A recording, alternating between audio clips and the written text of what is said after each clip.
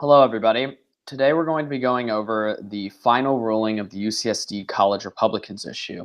I apologize if my voice isn't great. I'm pretty sick right now. I caught the flu, unfortunately, despite having that vaccine that UCI insisted I get. So I apologize if my voice is not going great. The opinion in full is going to also be published later because I'm not going over the whole thing. It would take me ages to go over 80 pages, not only of ruling, but of notes, etc., etc. I'm only going to be going over the beginning, which is outlining our ruling, and then I'm going to be going over the holdings of our ruling at the very end. It looks like neither the defendant nor the plaintiff wished to be here tonight. So after I give that, we're going to just adjourn, and that's going to be the end of the issue. If we need to halfway through, I'm going to get more tea so I can actually talk. Otherwise, my voice will be so raspy it won't pick up. In June of 2018, the Credentials Committee, among many other chapters, amended the chartered provisions of the UCSD chapter, such as president, executive board, and membership. Included in these amendments was an attachment which, in effect, put Drew Olbrantz as chair of the club. As a result, alleged President McNally of the College Republicans at UCSD filed suit with the Credentials Committee. The committee, under administrative advice, referred the matter to the Judicial Board. The Judicial Board correspondingly but temporarily rescinded the defendant's charter and issued a notice to appear to McNally. In response, plaintiff McNally dismissed her case with the Judicial Board. Writing in Reed, the Judicial Board found that having first, no way to provide the defense due process, and second, no evidence to substantiate the evidence by the plaintiff, Olbrantz's credentials were to be restored. McNally et al., Olbrantz et al., 2018. The credentials of the College Republicans were yet again updated in December of 2018, thereby revising the title of the chartered chapter of the College Republicans at UCSD to, quote, Republicans at UCSD, end quote. Additionally, this update included a provision on management, making Dylan Martin, the defendant here today, president of the club, Appendix A. As a response to the most recent update, the plaintiff brought petition against Dylan Martin, Appendix L, and the defendants on December 7th, arguing to the Judicial Board that the Credentials Committee on June 6th had erred in granting an updated charter to begin with.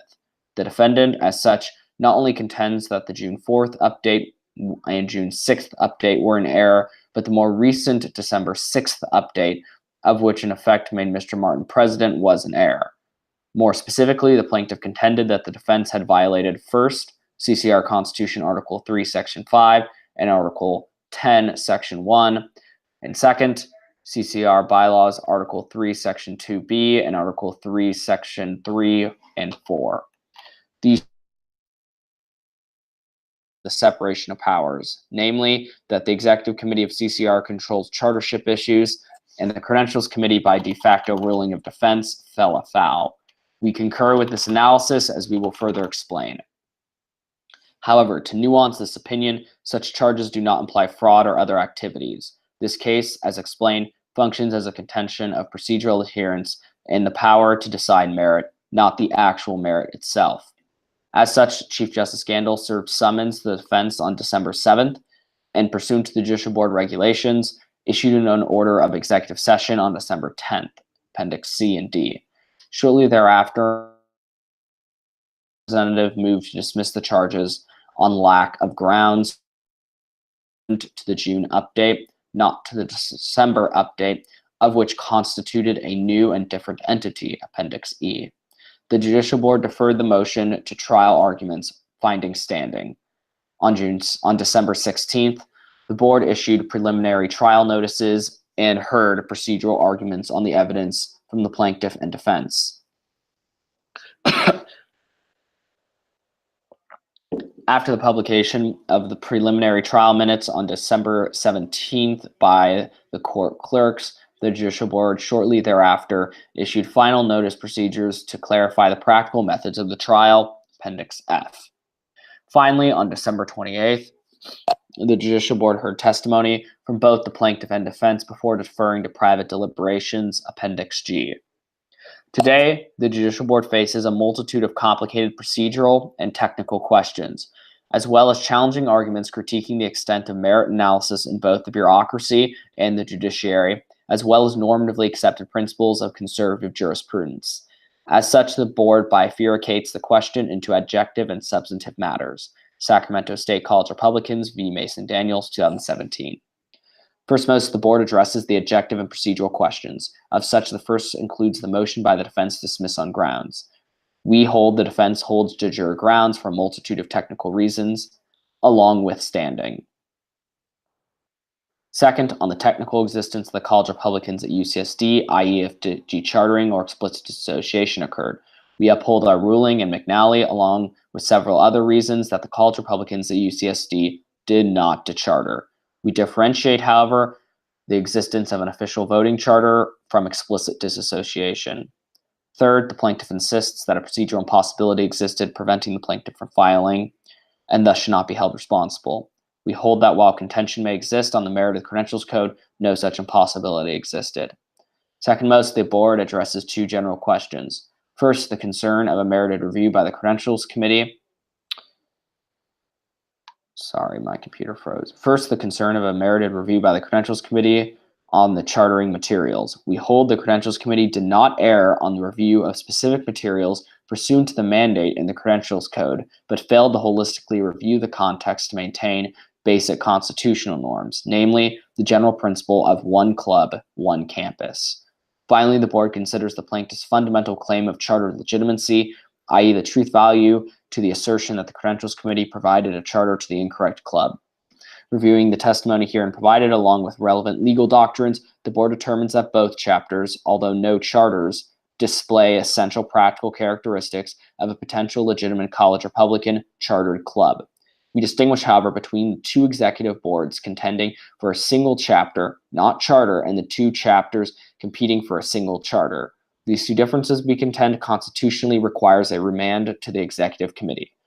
In reason, we find this exists both as a reaffirmation of the general democratic policy that externalities are an executive function, as well as one inherent to the separation of powers. Simply put, the case today is a question of the constitutionality of mandated separation of powers. In summary, we find the most significant question of this case to be that of the separation of powers. That is, to what extent the Credentials Committee can independently act.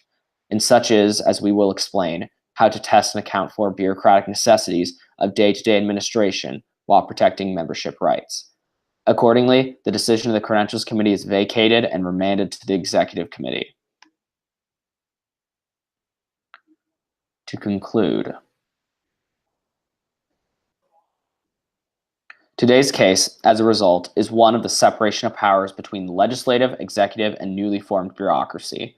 We cannot, to cite Democrat Al Smith, one of the first to speak against Roosevelt's New Deal, allow our organization to become, quote, submerged in a bowl of alphabet soup, end quote. In short, it is against the democratic principles of our organization, as Robert's Rules denotes it, society, to permit the unfettered expansion of a committee system to rule in place of our elected officials.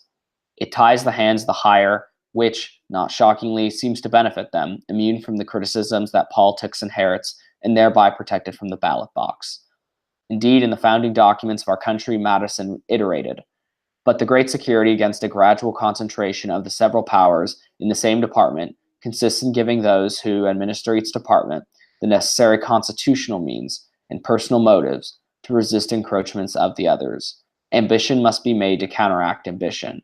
The interest of man must be connected with the constitutional rights of the place. It may be a reflection on human nature that such devices should be necessary to control the abuses of government. Federalist Paper, number 51. In the case here today, it seems that such a separation must be enforced, even when consented to by the infringed.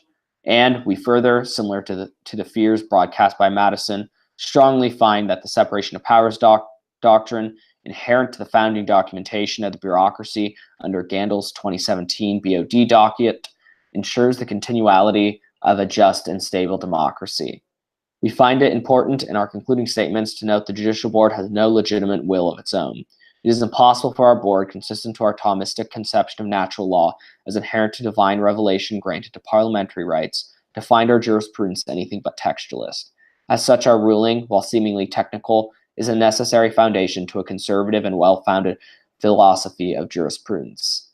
And if you want to read the footnote on that, I explain why ecclesiastical authority has some relevance to Robert's rules. We specify, therefore, the following holdings. 1. The Credentials Committee acted unconstitutionally in the assumption of a singularity of campus by rejecting McNally's credentials. 2. The chairman within 3 weeks shall determine the number of campuses at UCSD and approve such determination with the majority of the executive board.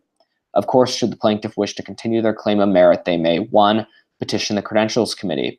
Such a petition must consider that any claim must be made against a standard the Credentials Committee specifically holds jurisdiction to and is codified. 2. Petition the Executive Committee. The Executive Committee, unhindered by the Gates test, which is a test I go over, created to determine the constitutionality of an action by Credentials Committee, of which what the Credentials Committee has done currently is not constitutional due to aforementioned reasons, specifically holds jurisdiction to.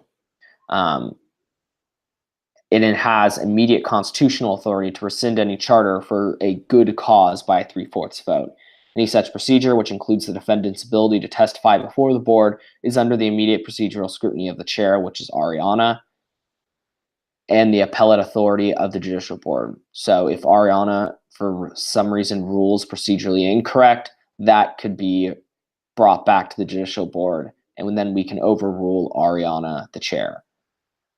3. Petition the Judicial Board. A future case should not focus on the constitutionality of the Credentials Committee, but a contention of fraud or other ethics violation. We note that this case, devoid of any such claim, cannot further comment on the factuality of these possibilities. While it seems like many of the public, I'm just going to side note, wanted us to rule on merit, that's not what the case was about. Anybody can go back and read specifically through the Gates's petition. This is a case about constitutionality. And at the end of the day, we agree with the plaintiff, Representative Gates. Therefore, the decision of the Credentials Committee is vacated and the case remanded for further proceedings not inconsistent with this opinion. I'm going to be publishing this within the next 20 minutes. I have to glue in a few of the documents so everybody can see all the appendices that I'm referencing, but you should be able to see it tonight or very early tomorrow morning. Since we have no further questions, I thank everybody for attending and wish everybody a good night.